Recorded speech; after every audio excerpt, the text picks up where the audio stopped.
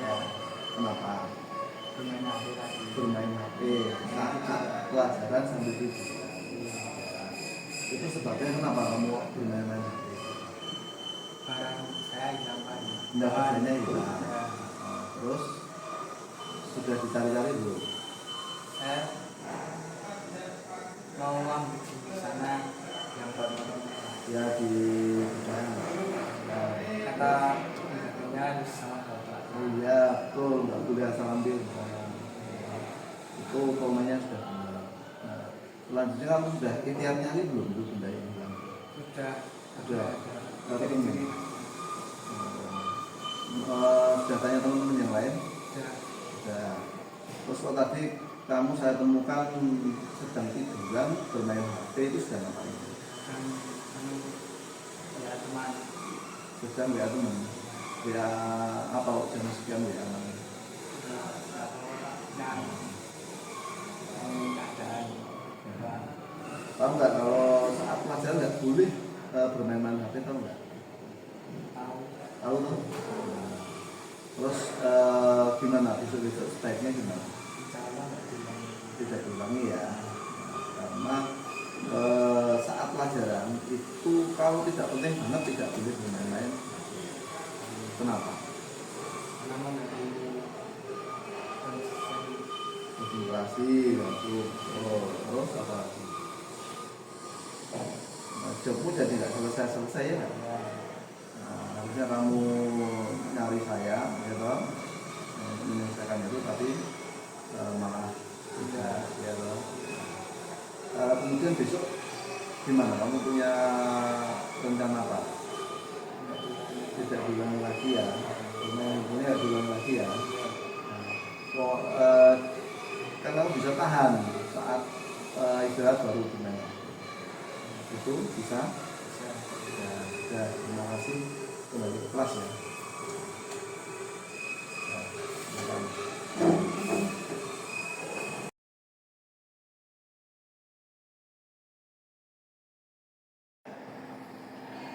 Namamu siapa lengkapnya?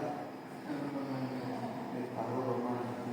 Jadi begini, Bapak itu diminta untuk siswa-siswa supaya tahu. Roman itu kan datang aja. Tapi kan Bapak dikasih tugasnya apa? Tadi yang belum kerjakan. Ya, yang belum dibuat lama tadi. Yang merangkum garis. Ya. Penurunan kan tadi sudah buat. Kamu belum pakai yang belum buat kenapa? Oh betul. Terus tidak dapat pinjam garisnya. Pinjamnya di mana? Begini ya. Tahu nggak kenapa tadi saya sebut? Kenapa saya ingatkan kenapa?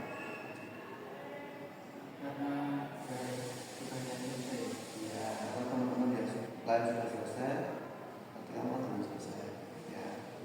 Nah, jadi kalau jadi PR mau ada di rumah, kira-kira di rumah malah mengasih jadi tambah berat ya. Nah, jadi dari sini kan. Tadi saya minta untuk mempersiapkan ini juga sekarang sudah jadi kan ada nyaman nggak? Aman. Kamu lebih tenang loh.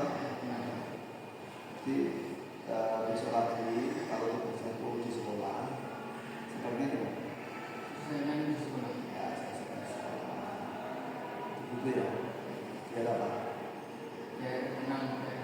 Ya, karena kalau ketinggalan satu nggak apa-apa, dua kalau susah, tiga kalau susah. Ya, jadi kalau ketinggalan yang lain akan susah. Itu kita besok bisa lagi. Ya, itu ya.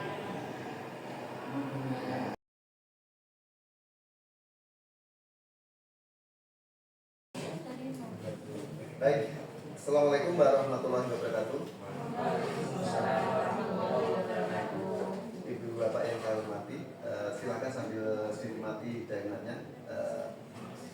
saya akan menyampaikan sedikit ringkasan tadi yang sudah banyak dipaparkan. Jadi pengibasan budaya positif, penerapan budaya positif di sekolah, ya ini tugas kami di CGP Angkatan 11. Baik, next silakan. Nah, tadi sudah dijelaskan tentang konsep utama dari budaya positif. Nah, ingat ada hal-hal baru di dalam dunia ini dan dunia senantiasa berubah. Ya. Filosofi itu mengatakan, ya, semua itu berubah. Yang tidak berubah itu hanya satu, yaitu perubahan itu. Jadi ibu-ibu dulu dari kecil, remaja, dewasa hingga usia sekarang. Mungkin ibu-ibu merasakan saat ibu bapak ya, saat jadi pegawai negeri yang pertama masih teringat. Awalnya masih teringat ya Pak Warman ya. Belum lama ya bisnis jadi PNS yang pertama rasanya. Sekarang sudah seperempat waktu terakhir untuk pengabdian ya. Nah, baik, kita juga begitu banyak perubahan-perubahan di dalam dunia pendidikan. Perubahan paradigma belajar. Tadi dipaparkan bagaimana perubahan paradigma belajar yang sebetulnya kita menjadi dari pendidikan kita, yaitu Ki Hajar Dewantara. Yang kita lupa setelah euforia belajar ke dunia barat, ya, ternyata kita punya sesuatu yang asli milik kita dan itu sangat otentik sekali dan aplikatif juga. Perubahan paradigma belajar, bahasa dulu itu berpihak pada murid, atau lebih kerennya lagi bahasanya itu menghamba pada murid. Pokoknya apa kebutuhan murid penuhi gitu. Kemudian disiplin positif, ya. Disiplin positif sebetulnya apapun kedisiplinan itu yang positif itu hendaknya kita lakukan. Walaupun nanti bisa kita jabarkan sih kedisiplinan positif itu yang bisa diterapkan di sekolah itu yang apa saja begitu. Ya. Kalau bicara disiplin itu kan kuncinya satu kata Pak. Patuh. Ya orang itu ya disiplin itu patuh ya. Kalau nggak patuh nggak disiplin, baik aturan itu tertulis maupun norma.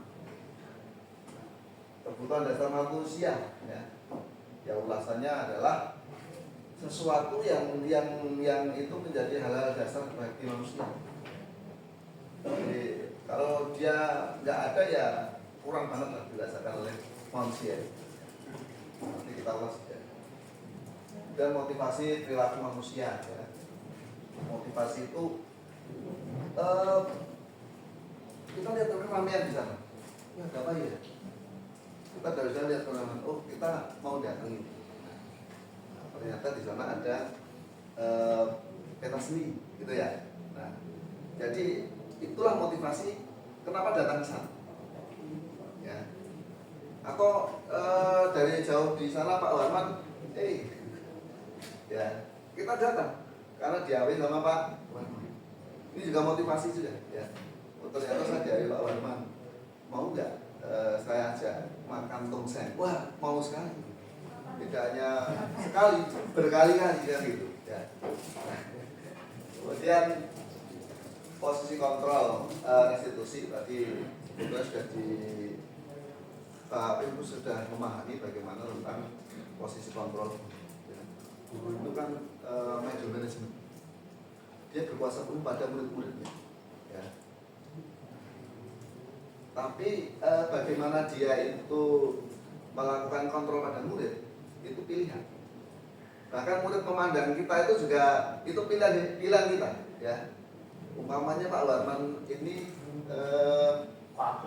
oh iya, saya mau Pak Haji udah kabur ya, nanti sebentar lagi datang lagi kan Pak Haji ya. Nah, ya. Mbak Uus, Bu Uus gitu ya, ini umpamanya muridnya ini menganggap Bu Uus itu orangnya ramah atau galak atau apa friendly, itu kan terserah muridnya, nggak bisa dipaksakan. Makanya saya bilang, ibu-ibu saya itu orangnya ramah gitu. Itu kan saya nggak bisa maksa kalau orang lain itu sudah menganggap saya itu orangnya galak. orang sudah didefinisikan dikenal galak, kemudian dia mengatakan, aku tuh sebetulnya ramah, aku tuh sebetulnya baik hati loh, itu, aku tuh sebetulnya seneng traktir loh, padahal jarang-jarang gitu kan. Nah, persepsi orang lain itu nggak bisa dirubah, ya, sampai orang itu merubah dunia sendiri. Nah, dan posisi kontrol, ya, jadi kita terhadap murid itu bagaimana murid memandang kita itu nanti akan sama. Ya.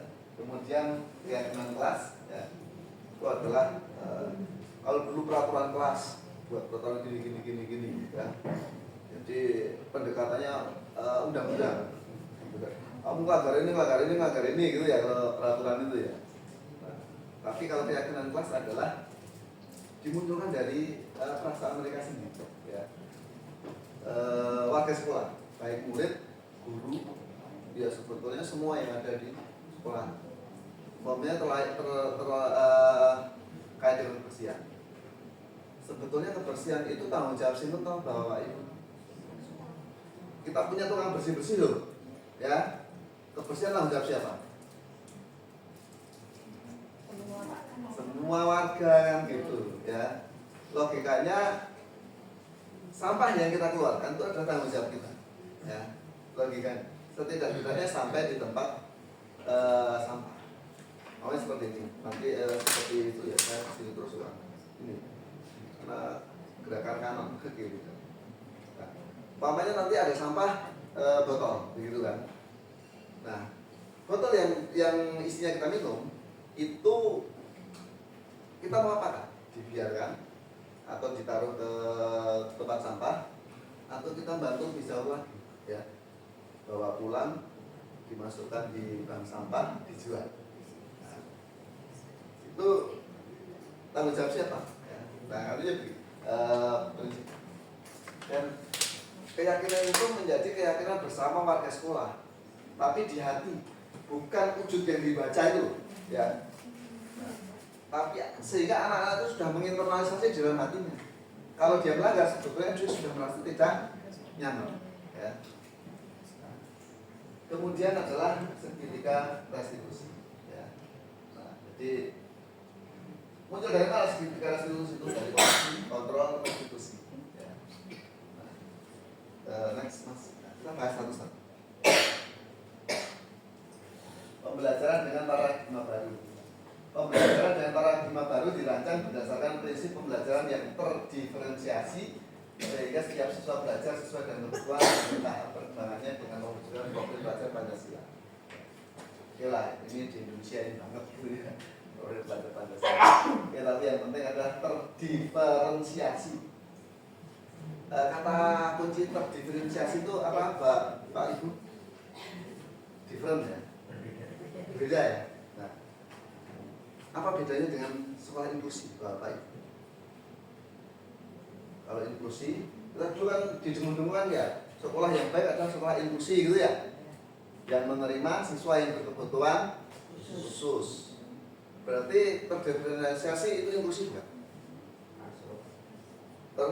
Masuk, ya. Nah, kalau nggak ada yang berkebutuhan khusus, siswa itu sama atau beda? Beda.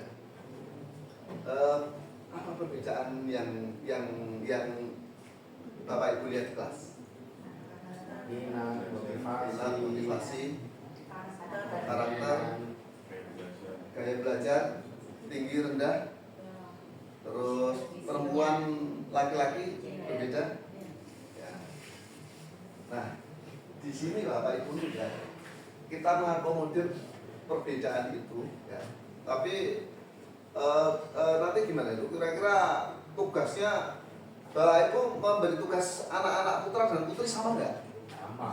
Sama, ya. Kesulitan yang dihadapi sama nggak? Sama. Atau kita praktek ya.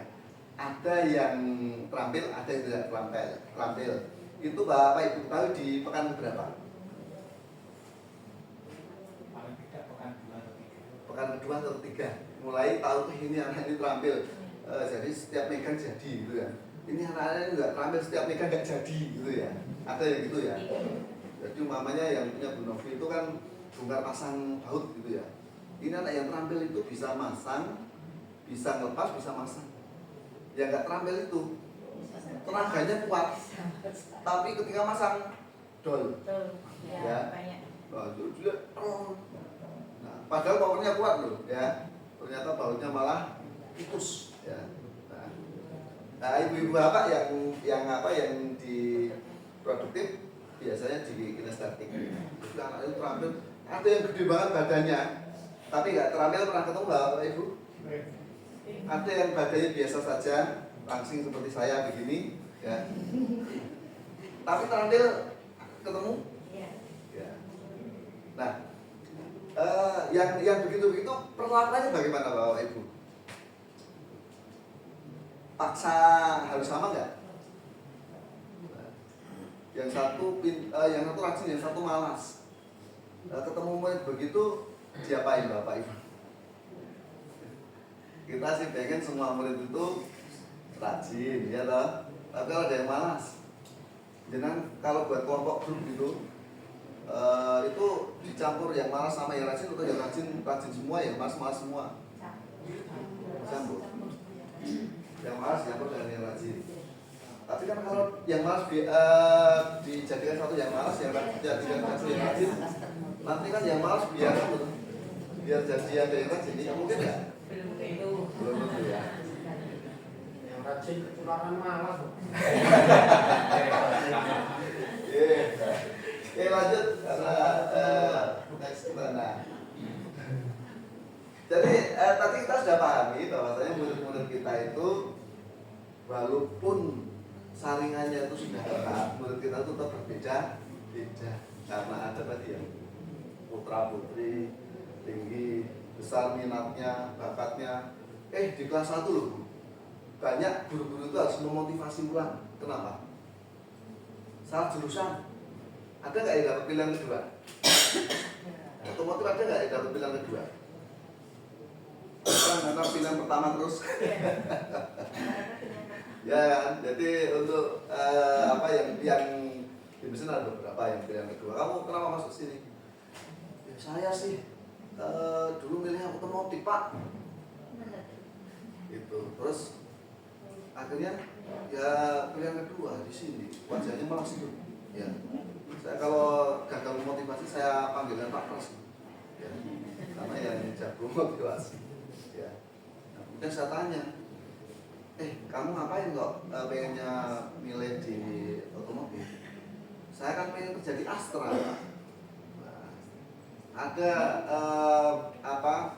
escape strategi yang sama, ada pintu strategi yang sama, yaitu orang mesin juga bisa keterima di Astra. Ya, loh, kalau begitu kamu nggak salah jurusan, karena Astra juga buka untuk yang mesin. Kalau jurusan otomotif adalah masang, ya kan ya? Itu ya masangnya. Nah, kalau jurusan mesin buat kan gitu. Kamu sama-sama di Astra, kamu buat nanti yang jurusan otomotif itu masuk. Oh gitu ya Pak ya. Nah, gitu. Nah, jadi kita bisa panggilkan kembali motivasi dia. Nah. Kemudian disiplin positif ya. Jadi dalam budaya kita disiplin itu kata kuncinya adalah patuh. Ya. Jadi patuh terhadap apapun yang baik. Kita prinsipnya adalah disiplin positif. Ada nggak disiplin yang nggak positif? Itu betul Bapak Ibu. Ada apa Mas Budi? Disiplin yang tidak positif. Ya. Misalnya rutin tiap hari balapan. Nah, janjian terlambat ada nggak sesuai itu? Ada. Janjian bolos ada nggak? Ada. Takut ngerti banget ya Pak. Ya. Nah, itu mereka disiplin nggak untuk itu? Disiplin. Ya. Iya, ya. Anak-anak main acara keluar iuran, mereka bisa loh iuran untuk acara keluar itu. Ya. Nah, yang kemudian bisa mengarah hal-hal yang tidak baik kalau tidak terkontrol di sekolah. Ya. Nah, ada disiplin yang tidak positif, sehingga yang kita ambil di sini adalah disiplin positif. Ya logikanya memang tadi yang disampaikan oleh Bu Ismi adalah disiplin itu dipengaruhi oleh keluarga. Ya. Bagaimana anak itu bisa bangun pagi kalau orang tuanya juga tidak bangun pagi? Ya. Dulu saya punya apa Bu? Success story atau apa ya? Bu Endang ini saya dulu wali kelas, Bu Endang wali BK, ya. Ada murid kita setiap hari, hampir tiap hari itu terlambat datang ya Bu ya. Namanya Mas gitu ya. Ya karena ini di shoot ya, saya kan nggak bisa sebutkan nama ya. Nah kemudian sampai beliau ini, Bu Endang ini datangi rumahnya, mana Bu bapaknya, anaknya masih tidur, bangunin, nggak berani juga orang tuanya bangunin, nggak berani. Saya Bu Endang datangi kamarnya, mana kamarnya Bu, dibangunin tuh anaknya. Ya. Kemudian disuruh suruh mandi, diajak sekolah, nonton ya ceritanya ya. Alhamdulillah Bapak Ibu, anak itu sekarang baru kuliah jurusan BK. Nah, ya dulu yang anak itu kita anggap madrasah ya. Masa depan suram, ternyata tidak dihukum coba, didatangi loh, tidak dimarah-marahi, yang penting datang ke sekolah ya. Akhirnya datang ke sekolah ya, dan ya sampai ibunya nangis-nangis gitu ya, bapak sakit, ibunya datang ke sini menangis-nangis. Alhamdulillah ketika anak itu bisa lulus, kita bisa meloloskan saja itu sudah, kita baik dulu sudah senang gitu.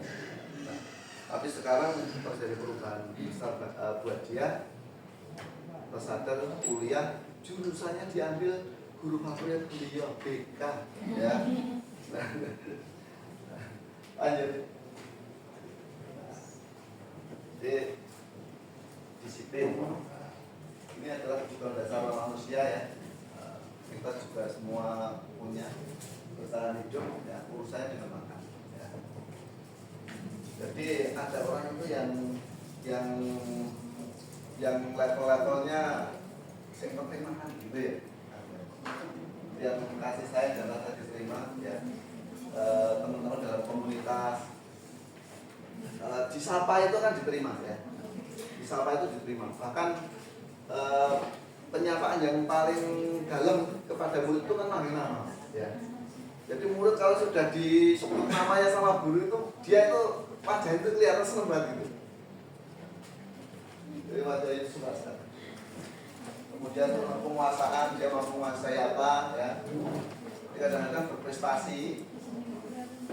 Itu dia motivasi kebutuhan dasarnya adalah penguasaan itu atau apa. Nanti ada kasus yang kita bisa telah macam-macam. Dan kebebasan ya. Ya, kebebasan itu ya dia ingin tidak terlalu dikekang ya. Dan kesenangan ya iseng-iseng saja. Iseng-iseng saja. Nah ini Bapak Ibu kadang-kadang bullying itu tujuannya bukan untuk kejahatan, tapi kesenangan. Hanya saja masalahnya korbannya. Kadang-kadang kalau permasalahannya adalah drop mentalnya, ini korbannya itu jadi kita harus rehabilitasi korbannya. Masalahnya begitu ya. Dan sekarang Balian menjadi hal yang utama dalam pendidikan untuk diatasi. Kemudian Bapak Ibu ya, sekolah-sekolah juga digalakkan untuk anti bullying itu.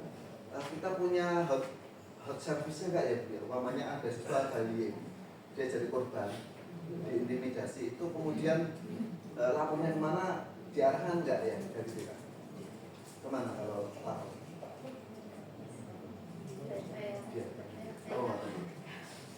Ya umpamanya diajak teman, dia merasa tertekan itu datang ke BK atau ke sini? Ke BK ya. Ya, bagus. Lanjut Mas. motivasi perilaku manusia. Motivasi merupakan dorongan yang timbul pada diri seorang secara sadar atau tidak sadar untuk melakukan suatu tindakan dengan tujuan tertentu. Nah, ingat motivasi itu kadang sadar, kadang tidak sadar, kadang ikuti ya. Nah, jadi menghindari ketidaknyamanan dan hukuman. Murid melakukan disiplin diri karena ia takut dihukum. Ini merupakan motivasi ekstrinsik dari luar, karena kalau nggak tertib dihukum, ya. Mendapat imbalan dan penghargaan dari orang lain, ya. Murid melakukan disiplin diri karena ia ingin mendapatkan imbalan, ya. Ini tertib karena pengen mendapatkan imbalan. Nah, anak-anak yang orientasinya kerja di sini, motivasi di sini saya kadang-kadang masukkan, ya. Kalau kamu pengen dilihat orang lain itu baik, maka kamu harus lakukan kebaikan. Kenapa? Karena posisi pekerjaan itu kan yang nilai orang lain, ya. Apa itu, Pak? Yang pertama adalah kalau sebelum bekerja itu siapkan dulu peralatannya dengan baik. Setelah bekerja, bersihkan dengan baik pula. Itu hal sederhana yang tidak punya kaitan langsung dengan proses kerja, ya. Tapi namanya kebersihan itu selalu menjadi pandangan yang menyenangkan buat orang lain. Umpamanya bapak ibu di rumah punya anak yang kalau makan piringnya dicuci sendiri, ya. Itu rasanya pripun bapak ibu? Senang ya? Pripun Bu? Anaknya rajin nyuci piring saat dia pakai sendiri, rasanya gimana? Senang. Kok nyucikan piringnya ibunya, rasanya gimana? Masnya belum punya anak aja udah bilang seneng. Tak belum lihat ya Mas ya? Wah. Tapi kalau lihat adik bisa nyuci sendiri itu senang. Wah, gitu. Kakaknya aja seneng, ya loh. Apalagi ibunya. Ya. Problem kemandirian anak-anak kita, apunten, masalah kemandirian juga masih perlu ditekankan. Contohnya ketika sudah lulus, jauh dari orang tua nggak betah, kabur dari tempat kerja gara-gara nggak betah jauh dari orang tua. Menghargai nilai-nilai kebahagiaan itu sendiri. Ada orang prinsipnya begini, saya tersenyum dengan orang lain nggak senyum dengan saya, itu bukan urusan dia loh, ya. Yang penting saya senyum. Saya baik dengan orang lain nggak baik dengan saya, itu bukan urusan saya kok. Yang penting saya baik dengan orang lain.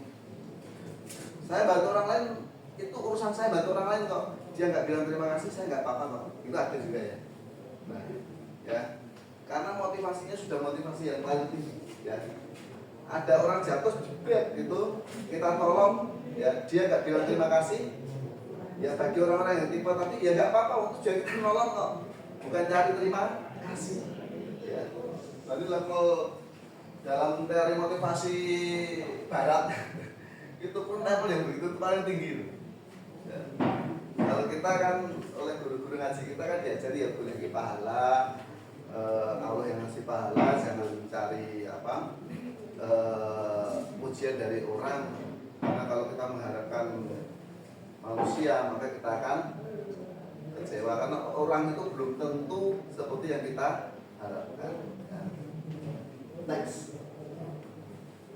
Nah, konsep disiplin identitas gagal. Nah, tadi kaitannya dengan hukuman, penghargaan, kemudian nanti ada institusi yang disebutkan. Nah, ini yang membuat kalau penerapannya begini identitas itu gagal. Namun untuk Bapak Ibu, kita kadang mendengar orang yang keluar napi karena narkoba, keluar dari penjara gara-gara narkoba, pulang dari penjara itu banyak yang tetap jadi bandar atau pengedar narkoba. Kenapa? Karena hukuman di sana pertama adalah ternyata teman-temannya adalah teman-teman yang narkoba juga di penjara itu. Ya. Yang kedua adalah stigmatisasi negatif. Ketika keluar, nggak ada pekerjaan yang menghampiri dia, nggak ada orang percaya pada dia. Ya. Karena pas penjara narkoba pasti nggak dipercaya. Ya. Ini hukuman rumahnya itu sudah penyakit yang tidak nyaman, ya ini umum ya, kepadamu juga begitu, ya. Dihukum begitu, ya dia, ya saya dulu pernah juga dihukum gara-gara rame itu suruh berdiri. Nah, ini cara berdirinya flamingo, ya. Kemudian penghargaan. Penghargaan itu kadang-kadang Bapak Ibu itu yang paling dari penelitian itu yang paling apa agak negatifnya adalah iri temennya, ya. Iri orang sebelahnya. Umpamanya sekolah kita guru yang paling berprestasi siapa? Cara milihnya gimana Bapak Ibu? Cukup persensinya ya kalau kata-kata ini rajin banget loh, jam 5 udah persensi.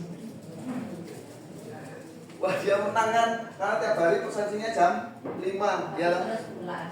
Nah kemudian kan ada yang bilang, lah dia kan terus pulang.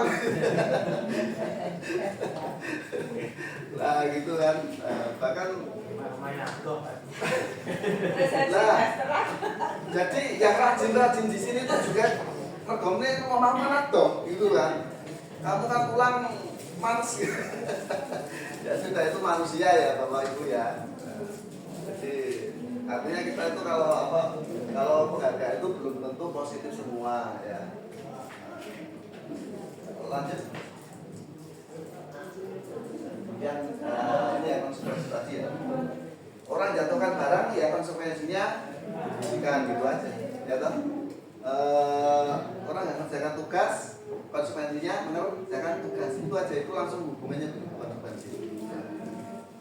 Saya memang agak kalau terlambat itu konsekuensi realnya apa ya? Ya, PCBK. Nah, siswa terlambat itu konsekuensinya sebetulnya apa? Ya Pak. Pulangnya mundur Pak. Pulangnya mundur. Pulangnya mundur. Gurunya gelem tadi mundur. Ya. Ya sebetulnya itu nggak kerjakan tugas konsekuensinya kerjakan tugas ya toh ya yang begitu jadi yang berkaitan dengan ketika dia melakukan pelanggaran itu apa yang harus dilakukan untuk menyelesaikan pelanggaran itu apa dan restitusi. Nah ini sebetulnya pendekatan positivisme di dalam dunia filsafat ya. Bahwasanya orang itu sebetulnya baik gitu ya. Orang itu dianggap kalau ada masalah bisa menyelesaikan masalahnya sendiri dan hanya perlu diarahkan di supervisi. Baik, restitusi sudah dibahas banyak ya. Lanjut Mas. Ini ya. Karena kita bahasnya nanti restitusi ini agak dalam ya. Saya kemarin sempat ngobrol-ngobrol dengan guru BK, di BK itu sebetulnya restitusi ya banyak dikerjakan juga ya. Dia tidak langsung online gitu ya juga ya. Yang suruh lari-lari kan guru-guru yang berbasis di depan. Nah ini restitusi ya Bapak Ibu. Nah pengertian dulu. Sebetulnya restitusi adalah proses menciptakan kondisi bagi murid untuk memperbaiki kesalahan mereka sehingga mereka bisa kembali pada kelompok mereka dan karakter yang berubah. Kembali ke kelompoknya atau kelompok kelasnya yang lebih kuat itu yang paling ekstrim begini. Ada murid gak disukai sama teman-temannya, ya sampai dikucilkan katakan, ya. Karena hobinya apa ya yang membuat murid itu rapi seneng koncone apa ya kira-kira? Bau badan. Ya bau badan katakanlah. Nah, sepatu Pak. kalau bau badan kira-kira solusi akhirnya apa? Kemudian itu.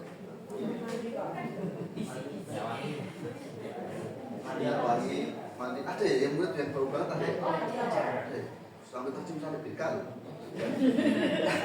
Maksud saya kan kalau guru kelas itu kan petukan terus ya toh. Sampai BK tahu itu kan berarti kan spesial. Ada ya gitu. Terus pernah dinasihati apa? Diserang.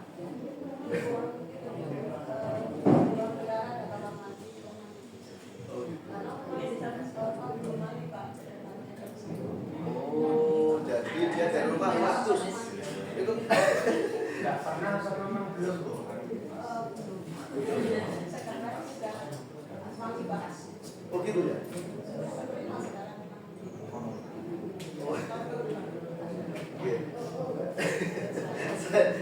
saya termasuk hal yang saya tanyakan, kalau Pak Baron kan ngajari saya buat takoni sekolah subuh forum gitu kan, kalau S1 forum ya saya tanyakan karena default saya itu siswa sekolah itu pasti mandi ya, guru ini umum kan. Jadi oke lanjut. Dan seperti ini ya, contoh-contoh saja hukuman seperti hukumannya marah boleh jadi takut. Sebetulnya kalau ini mungkin agak ya, suruh lari-lari atau apa ya yang sifatnya sih. Kalau marah dimarahi itu nanti rasa bersalah.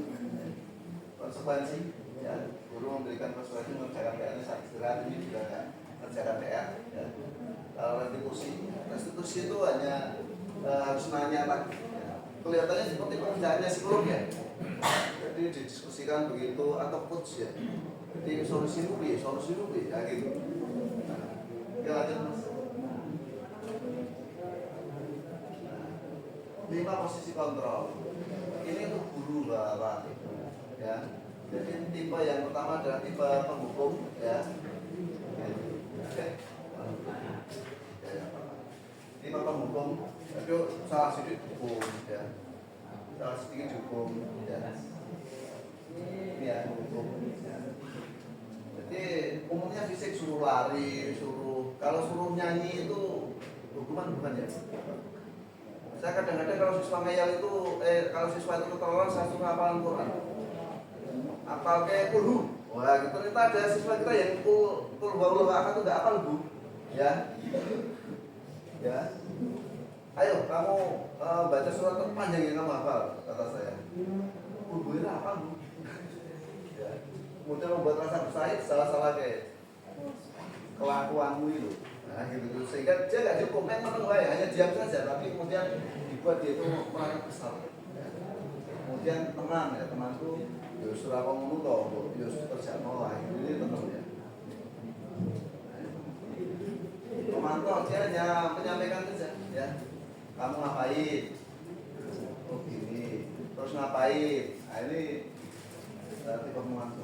Ini manajer lagi ya, tipenya adalah mengarahkan untuk membantu memberikan solusi dia agar keluar dari permasalahannya. Kalau ada salah, cara nebus salahnya gimana. Next, lanjut. Kemudian contoh penerapan 5 posisi kontrol ya. Penghukum itu patuhi aturan sekolah lalu berdiri di depan barisan. Nah ini hukumannya adalah berdiri di depan barisan. Pembuat rasa bersalah. Berapa kali bu guru harus memberitahu kamu ibu kecewa sama kamu, stigmatisasi. Kalau profesor dari Jepang itu mengatakan apa itu kalimat-kalimat yang buruk yang sering didengar orang itu mempengaruhi. Jadi kalau dia dengarnya buruk terus, itu membuat perilaku dia juga. Teman, ayolah buat ibu bangga, kali ini tidak apa-apa salah. Ini hanya obrolan saja, tapi membuat belokan di pemikiran dia. Pemantau. Apa yang kamu langgar? Apa peraturannya? Konsekuensinya apa? Itu sudah saya lakukan. Nah, manajer, apakah kamu tahu kesalahanmu? Didengarkan. Kira-kira bagaimana kamu cara memperbaiki kesalahan itu? Solusinya gimana? Kerjakan. Lanjut, next. Kemudian keyakinan kelas, Bapak Ibu. Posisi kontrol itu dipastikan adanya keyakinan kelas. Bahasa lama adalah peraturan, ya. Kita punya keyakinan kelas. Mengapa keyakinan kelas? Mengapa tidak peraturan kelas saja? Karena kalau keyakinan kelas itu melibatkan banyak orang. Kalau bisa siswa dilibatkan di dalam membuatnya. Walaupun loh, ngapunten sebetulnya itu settingan saja, ya. Jadi role play, ya. Bapak Ibu sudah siapkan yang mau dimasukkan. Kata-kata yang sudah mau dimasukkan sudah punya. Tapi biarlah siswa yang menyampaikan, Apa sih keyakinan kita yang mau kita buat? Nah, kita tahu, nggak boleh terlambat itu tahu, tapi biarkan anak-anak yang bicara. Apa nak? Yo jangan terlambat lah, Bu. Nah, ya boleh. Tiba-tiba ada yang ngetuk, boleh nggak di kelas? Gimana Bu? Pak? Kita kan mau buat keyakinan kelas tuh, kan harus ada masukan dari Nah, ada yang boleh nge-game di kelas. Boleh nge-game saat pelajaran, yang penting nggak bunyi. Boleh nggak Bu? Pak? Nanti tiba-tiba ada anak yang begitu. Kan kita harus siap. Ya. Nah, setuju nggak temanmu boleh kalau pas pelajaran boleh nge-game, setuju nggak? Kalau tanya ke teman-teman yang lain kira-kira apa jawabannya? Setuju. Nah, ibu-ibu bapak, saat keyakinan kelas itu kita tidak pasif loh, ya. Yang kata-kata yang negatif itu skip, ya. Nge-game di kelas, banyak komunikasi perlu, nah gitu kan, kita skip, ya. Karena kita terjadi yang positif. Jadi bukan semua dibolehkan, ya. Nah, next. Kemudian ini guru sama buat keyakinan kelas, urutan-urutannya. Next. Bagaimana urutan keyakinan kelas? Lebih abstrak dari peraturan, ya. Kata-katanya universal, dibuat dalam bentuk positif, sedikit agar mudah diingat, ya. Sesuaikan kondisi kelas sekolah agar mudah diterapkan. Semua warga sekolah atau kelas dilibatkan. Kalau di kelas ya cukup kelas saja. Kalau di sekolah yang lain juga. Next, Mas. Nah, kita masuk pada hal inti kita. Segitiga restitusi. Kalau ada siswa yang melakukan kesalahan, ibu, bapak sebagai gurunya, kita akan belajar menggunakan segitiga restitusi. Ada 3 langkah. Ya. Pertama adalah stabilkan identitas. Ya. Tadi apa? Panggil dulu, diamankan. Umpamanya dia masih di tengah jalan ngos-ngosan, gitu kan? Dudukkan, tenangkan, ya. Nah, kemudian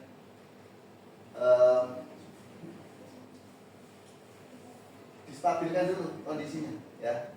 Walaupun dengan ada juga yang sampai dengan kata-kata umpamanya apa tadi, marah gitu ya. Terus marah itu umum, semua orang pasti marah. Nah, gitu kan. Dia harus ada yang merasa membela dulu, ya. Distabilkan emosinya, jangan emosi dengan teman ketemu dengan kita malah tambah emosi. Wah, itu. Oh, jangan ya. Stabilkan dulu. Itu terlihat orang emosi itu kemudian tenang kelihatan dari apa Bapak Ibu? Pertama matanya, ya, dia sudah tidak berbinar-binar. Yang kedua dari napasnya, orang emosi pasti napasnya nggak teratur. Ya. Nah kalau dia marah-marah kok napasnya teratur, itu action, ya, acting, ya. Itu pertama stabilan identitas. Yang kedua adalah validasi tindakan yang salah. Ditanya, tapi kamu ngapain? Nah, dia akan keluar. Terus apa kalau kenapa kok begitu? Ditanya begitu. Jadi sampai, tapi jangan dijustifikasi. Oh ini mau ngetakkan kamu ya? Kamu tadi mukul temanmu ya? Jangan. Biarkan dia yang cerita. Ya. Nanti kenapa kamu? Oh, iya Pak, saya mukul dia. Mukulnya gimana? Nah, sengaja enggak? Ya saya sengaja, saya marah, nah, gitu, ya. Kan bisa loh mukul nggak sengaja, ya. Nah, mukul nggak sengaja itu bisa salah orang, ya. Bukan mukul nggak sengaja ya, sengaja tapi nggak sengaja ya. Saya pernah kejadian loh, Pak. 2 murid kelahi sampai yang satu itu berdarah di sini, ya. Nah, guru nggak tahu awalnya. Hari berikutnya yang berdarah itu datang ke sekolahan dengan orang tuanya. Nah, kemudian itu 2 kelas berbeda, nilai nggak saling kenal. 2 kelas berbeda itu nggak saling kenal, ya. Yang satu itu baru makan, kan kita datangi dulu yang baru makan itu, yang mukul, ya. Kenapa kamu mukul? Lah dia melirik loh Pak, itu, ya. Saya itu baru makan Pak, itu dia datang sini melirik gini. Terus saya marah nggak Mak? Gitu kan. Nah, akhirnya saya pukul dia gitu. Nah, oh gitu. Nah, kemudian yang satu kita tanya, kamu kemana kenapa? Loh saya itu tuh Pak, saya tuh main datang gini, saya tuh mau lihat dia makan lauknya apa, gitu. Kok mukul tuh Pak, gitu. Jadi yang satu itu merasa apa, ditantang, ternyata yang satunya itu hanya mau nonton makan lauknya itu lauk apa gitu loh, ya. Jadi itu dari perkelahian, ya. Nah, akhirnya kita terangkan juga yang memukul itu kan bisa berkonsekuensi hukum. Karena bapaknya kalau nggak selesai saya laporkan ke polsek. Ya sudah, sekarang kalau masalah rumah sakit sih sekolah bisa bantu ya. Kita antar ke puskesmas, kita dan lain sebagainya. Anak ini juga mau ngantar yang mukul itu, tapi kan kemudian kan. Ya. Nah, kemudian menanyakan keyakinan. Nah, solusinya gimana? Kamu kalau mau nebus salahmu caranya gimana? Biar waruh, biar apa? Damai lagi. Jadi dalam bahasa internasionalnya itu peace roadmap atau peta jalan damai. Jangan bicarakan yang dibunuh berapa, jangan bicarakan kemarin masalahnya apa, tapi bagaimana bisa damai. Ya. Nah, itu kita main nyontoh sana. Baik Bapak Ibu, saya setuju dikasih saja. Ya, nanti Bapak Ibu satu jadi murid, satu jadi guru ya. Berapa sih ini? 1, ini, 2, 3, 4, 5, 6. 7 tahun ya. Oh ya. Untuk beliau mau ngisi acara di masjid. Juga tahu. Oh ya. Nanti gini Bapak Ibu, satu jadi murid. Nah, kasusnya itu yang 1, 2, 3. Menurut saya Pak, saya di situ ada kasus di jurusan kita, kaitannya dengan posisi posisi apa tadi? Posisi kontrol. Menurut teman saya kok semua posisi itu bagus, tergantung di kondisi mana gitu ya. Tergantung di kondisi mana. Contoh, ini Pak Pras punya anak asuh yang bisa Revalze Pak. Apakah itu di posisi manajer bisa menyelesaikan masalah gitu? Itu jadi mungkin sensitif kita menghadapi anak yang bermasalah. Guru itu harus ada di posisi mana? Tidak semua posisi manajer itu kemudian bagus kan gitu ya. Iya. Di sana dimanapun itu ada yang namanya reward dan punishment. Apalagi yang semua kita Islam, reward punishment itu kan selalu ada gitu Pak. Adanya surga, neraka, bus, pahala, dan sebagainya kan reward punishment. Gitu. Jadi saya hanya mengenai itu saja Pak. Mungkin Pak Pras lebih paham bagaimana mengambil posisi yang tepat untuk Revalze itu. Saya jelaskan gitu, Revalze itu kasusnya apa? Revalze itu kasusnya adalah dia itu anak yang malas. Ketika prakerin, saking malasnya yang punya tempat itu malah, kemudian dikembalikan ke sekolahan. Jarang sering izin, datang terlambat. Kalau kasih pekerjaan, ratau dadi itu rapokro. Nah itu ya. Nah kemudian dia daripada lihat begitu emosi terus, nah, itu dikembalikan. Ya kemudian untuk mendapatkan prakerin tempat lain sementara ditempatkan di jurusan. Nah, kasusnya begitu. Dan itu kan panjang Pak, nggak hanya sekali itu saja. Nah, kira-kira kan kalau di manajer itu kira-kira Revalze ini sembuh nggak? Nek sembuh itu udah dari kemarin. Soalnya ceritanya udah terlalu panjang. Iya, makanya. Itu masalahnya bukan cuma masalah pribadi dia Pak, tapi masalah keluarga sehingga menyeluruh. Itu memang karena kemarin kan sewa asuh saya Pak, dari kelas 1 kelas 2 itu kan saya.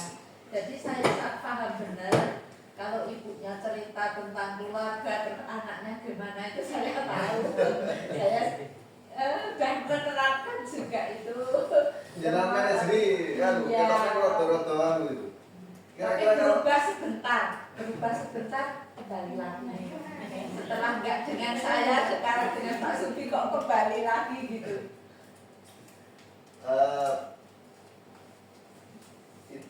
itu di manajeri belum berhasil Bapak Ibu. Kira-kira padahal masih setahun ya Pak Pras ya. Ya. Kita mau apa lagi tuh anaknya?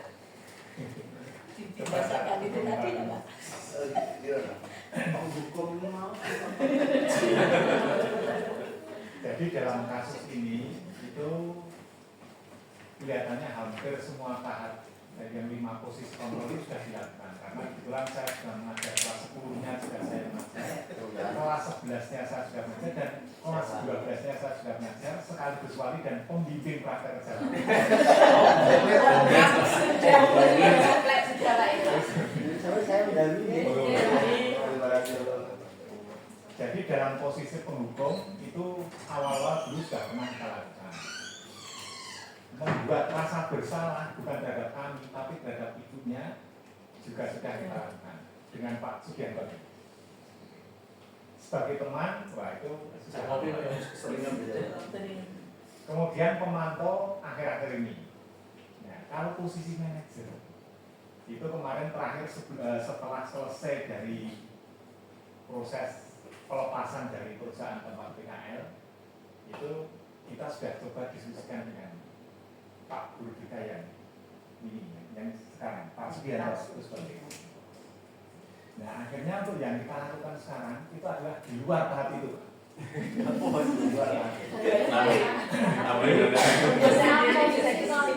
Kita menemukan satu teori baru. Kita menemukan satu teori baru bahwasanya biarkan anak itu berkembang menurut takdirnya. Kita tidak membentuk, kita tidak mengapa-apa, kita hanya memupuk dan menyiram serta pruning. Sehingga ini kita biarkan. Nanti jadinya seperti apa silahkan bawa.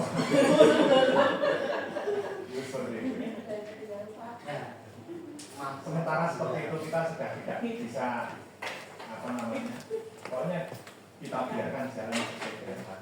Karena saya menelusuri jejaknya itu bukan hanya di sekolah ini, tetapi sejak guru yang mengajar di sekolah sebelumnya. Ada 3 orang guru yang saya wawancarai dan memang sejak sekolah dasar sampai sekarang begitu. Itu ya. Oke, ya berarti menarik juga ya. Ternyata ini ahli dunia baru menemukan di sini tambah 1 lagi. Ya.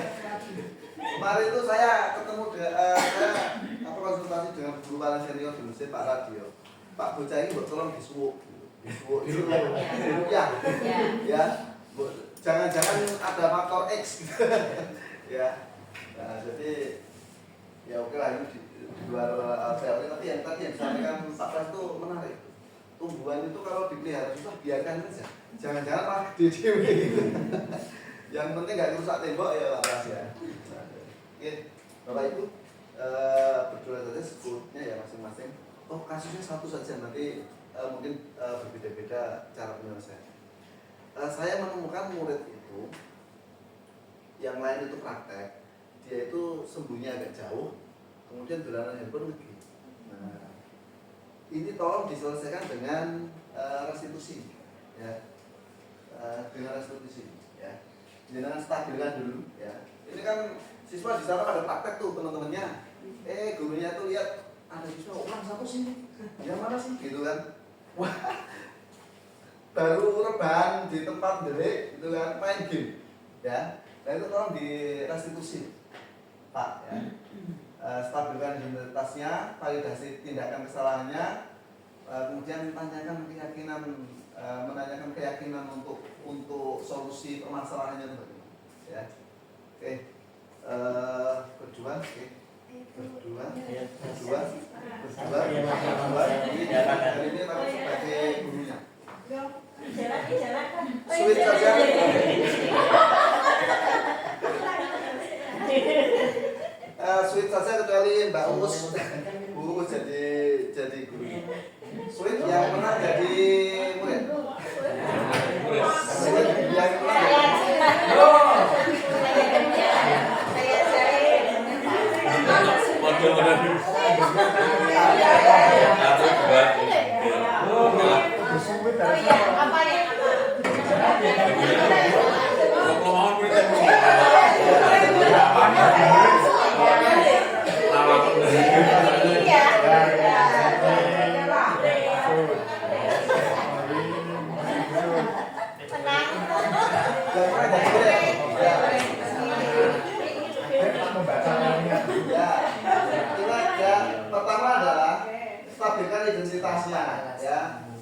Jadi bagian bagian itu tidak apa-apa mas. oh iya,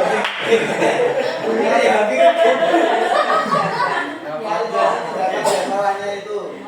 Jadi dipikirkan bahwasanya dia itu salahnya apa dan dia ngerti nggak kalau salah. Kemudian menanyakan keyakinannya. Kesalahan itu melanggar apa sih? Konsekuensinya apa sih? Terus kemudian supaya nggak diulang gimana sih gitu ya. Nah silakan. Pun kayak gitu. Saya punya beneran saya main.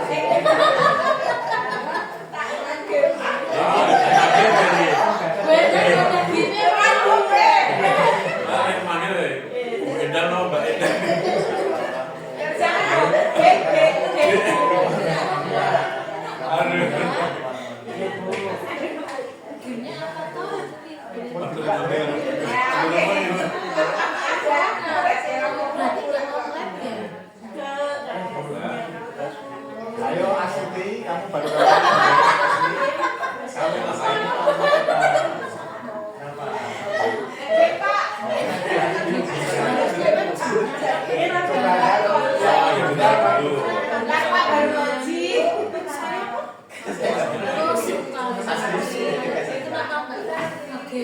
ini loh Pak, makan mandek di mana?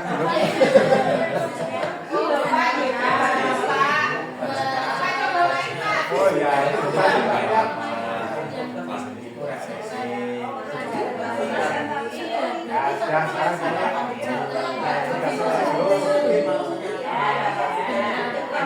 sudah menang berapa sudah?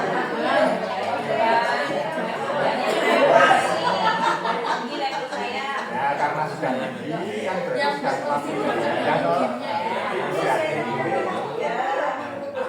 sudah tahu kan kalau sekarang sudah begini. Kita sensitif.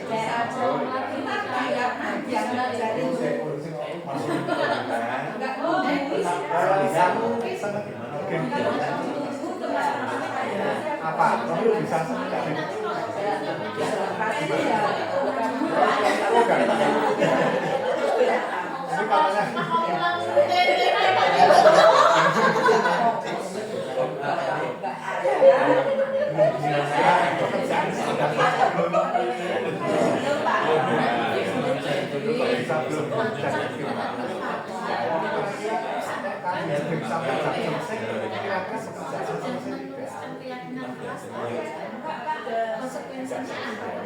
Kalau kita belajar dan belajar itu konsekuensi masalah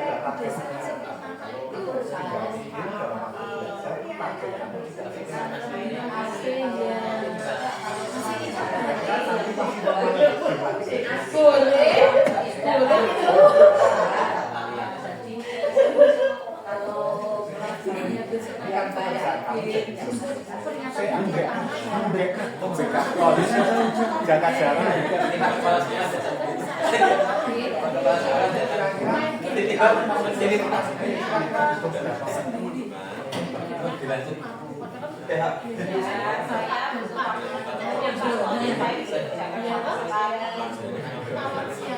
Mau lembur sampai jam berapa? Jam 5 sampai jam 6. Ya Pak,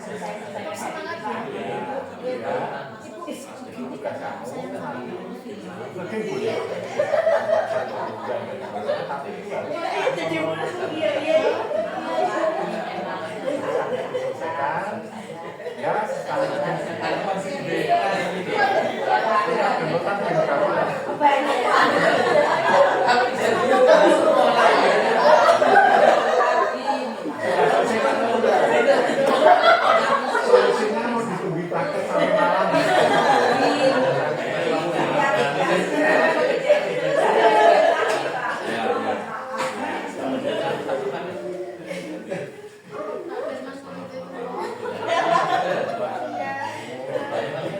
Kelihatannya untuk guru-guru yang nggak tes kepala cocok ya.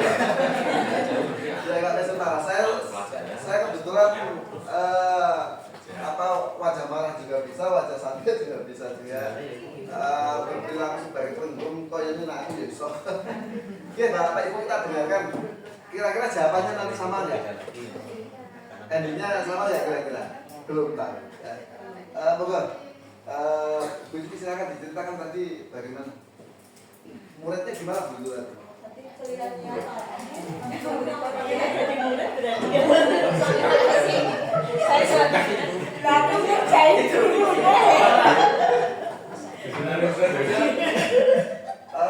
Validasi tindakan sama ini gimana? Dia setelah saya gali itu mereka karena minatnya itu bukan di mesin, Pak. Oh gitu ya. Jadi nggak sesuai dengan jurusan. Kalau itu tidak saya tidak. tidak mengerti biologi. Jangan mengajari supaya berenang. Rupanya datang sendiri orang. Coba ini menarik loh. Dia itu bosan dan tidak cocok jurusannya. Kira-kira solusinya? Solusinya Pindah dia tak suruh Pak dia mau bertahan di sini dengan menyesuaikan dengan teman-temannya bisa senang atau tidak katanya belum tahu. Terus akhirnya saya komunikasikan lagi baik Mas Rudi besok karena kalau ulang tahun seperti itu sudah tahu. Dia pilih jurusan dosen itu ikut-ikutan teman Pak karena temannya belum yang di sini. Ya, seperti itu akhirnya dipanggil orang tuanya, lalu solusinya karena mereka memang tidak suka Pak, maka dia kita ditunggu dulu barangkali suka ya, belum sampai pindah sekolah tapi kita masih sampai dalam tahap diskusi sama orang tuanya untuk solusi terbaik buat mereka Ini jawabannya masih belum selesai nih, masih kontinu. Macam jadi proses. Kita loncat-loncat aja ya. Pak Pras tadi yang jadi murid siapa? Banyak jadi muridnya. Silakan Gim ya. Iya. Silakan Pak Pras. Jadi gini, tadi saudara Asupri ini. Ketika pelajaran praktek saya dapatin game. Nah kemudian kan saya tanya, kamu kok game bagaimana? Nah ternyata gabut. Walaupun gabut, tapi jalan-jalannya belum selesai. Belum selesai. Kemudian kita diskusi panjang lebar. Kemudian ini, jadi saya perbolehkan untuk nge-game. Wah, Saya perbolehkan. ketika pelajaran itu nggak boleh game. Bukan, konsepnya bukan. Oh iya. Nge-game itu boleh, tetapi kontrol waktu penting. Jadi nge-game itu boleh, silakan. Tetapi kontrol waktu boleh. Waktunya praktek ya praktek, waktunya belajar-belajar. Istirahat game, silakan. Itu seperti itu. Nah, kemudian yang kedua, karena targetnya belum selesai, siswa dan guru sepakat untuk menyelesaikan sampai malam. Sampai pagi sekalian.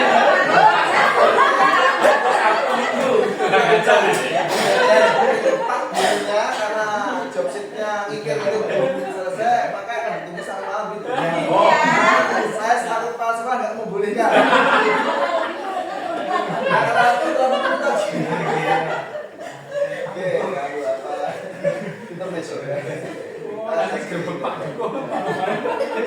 Solusinya jadi sebentar, karena di tempat lain ada yang penyelesaian.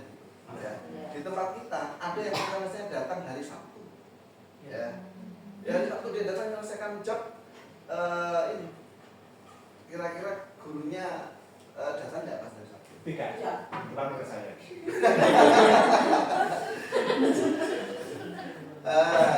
Tetap harus ada yang di bengkel, yang bertanggung jawab bengkel, dan harus izin kaprok dan kapten dan itu karena kalau pekerjaannya sederhana, presidennya kecil. Kalau pekerjaannya pakai deposit, dan dia berisiko. Jadi gitu ya. Solusinya ditunggu sampai malam ya. Terlepas dari etika, sebetulnya sah-sah saja kalau itu sebagai. Oke, menarik sekali. Pojokan dulu. Mas Firman siapa yang jadi murid?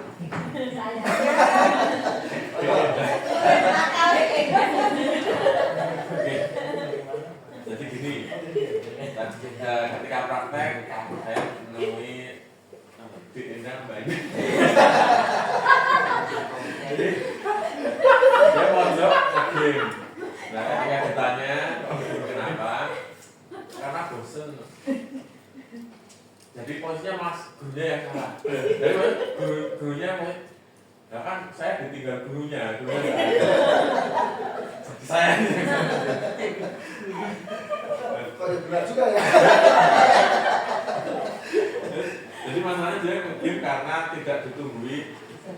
Nah, dan pelajarannya tidak menyenangkan, ada pelajarannya yang menyenangkan. Akhirnya kita akhirnya saya dari kesalahan masing-masing. Saya minta maaf. Saya ngajar lagi ya. Akhirnya sepakat, nanti nge-game silakan, tapi ada waktunya, nanti kayak istirahat atau ketika sudah selesai pelajaran nanti silakan nge-game. Tapi ketika pelajaran, ketika praktek silakan fokus untuk praktek. Seperti itu, Pak. Ada yang menarik dari yang disampaikan itu, ternyata siswanya ada faktor yang dianggap dia nge-game itu karena ditinggal oleh gurunya, dan itu mungkin sering terjadi loh Bapak Ibu. Ya. Kakak tua saya, Pak Radio, itu mengalami Gurunya ikut disimpanan.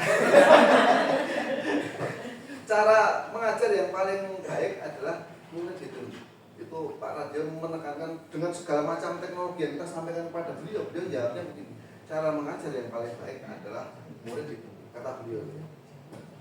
Saya setuju. Oke, ya, dan tadi endingnya luar biasa loh. Siswanya mau untuk bisa serius, gurunya juga mau untuk lebih serius ke dalam kelasnya.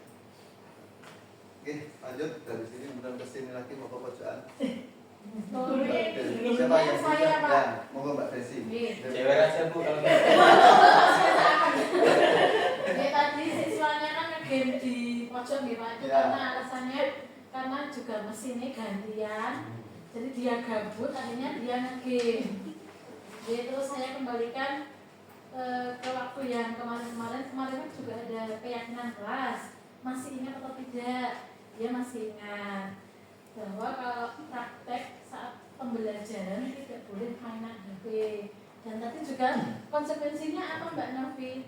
HP saya serahkan Bu BK aja seperti itu Pak, dengan senang hati ya Pak. Gitu.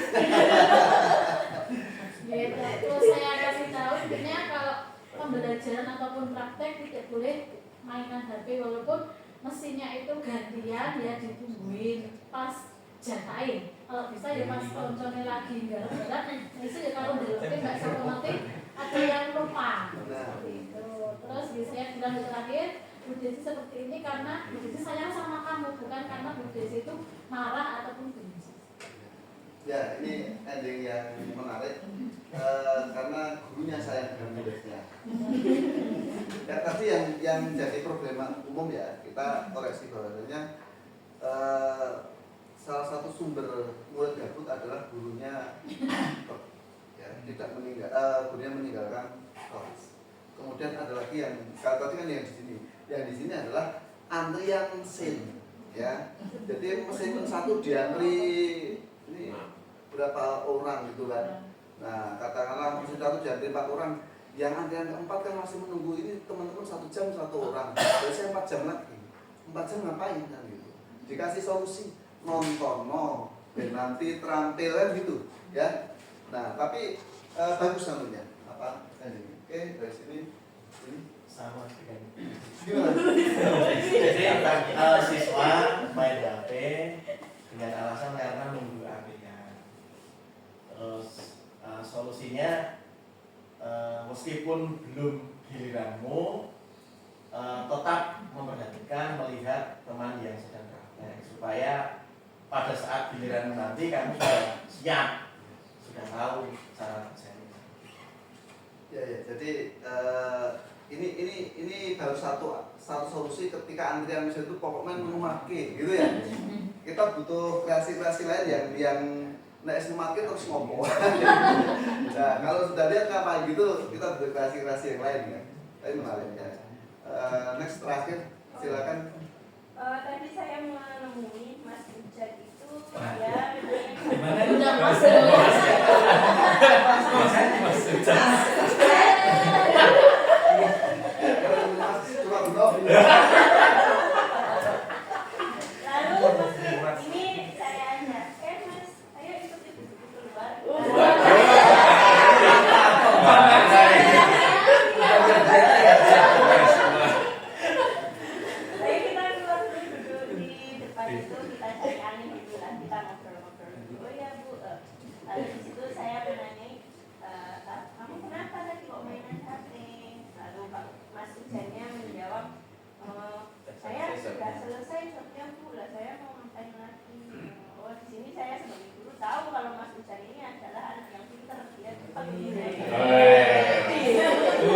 biasa.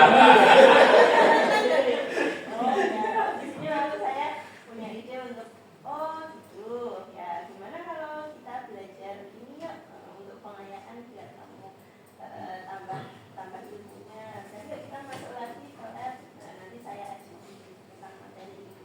Ya.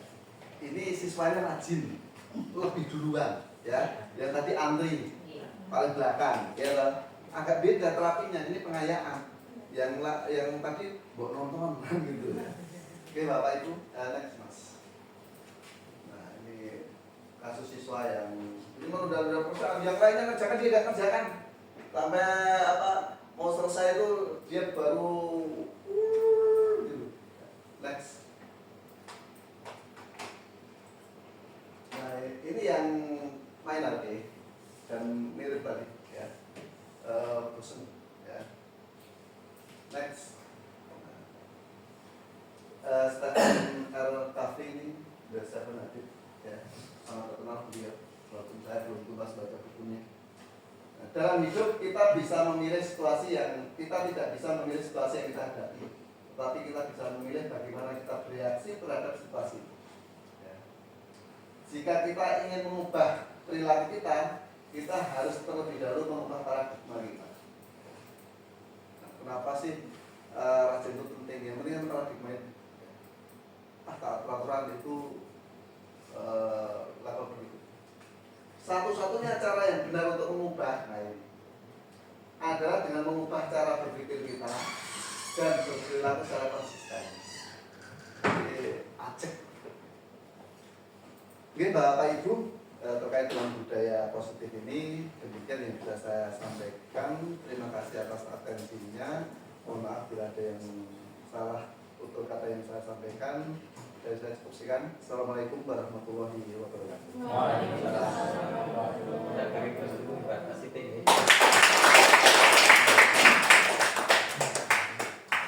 Jadi Bapak Ibu, terima kasih atas kehadirannya dalam acara diseminasi pemahaman dan penerapan budaya positif ini. Terima kasih sekali lagi dan meluangkan waktunya, dan mohon maaf kalau selama pelaksanaan diseminasi ini saya coba sedikit atau kekurangan, baik mungkin dari segi tempat penyampaian materi maupun mungkin hidangan buat Bapak Ibu. Ini mohon maaf yang sebesar-besarnya. Dan setelah ini nanti mungkin sebelum Bapak Ibu meninggalkan tempat dan aktivitas kembali, kita minta sedikit dokumentasi foto bareng-bareng bersama di depan sini, ya, sekaligus untuk melengkapi bikin tugas ini dalam sedikit. Ya tadi Bapak Ibu, sekali lagi kurang lebihnya mohon maaf. Kami akhiri. Wassalamualaikum warahmatullahi wabarakatuh.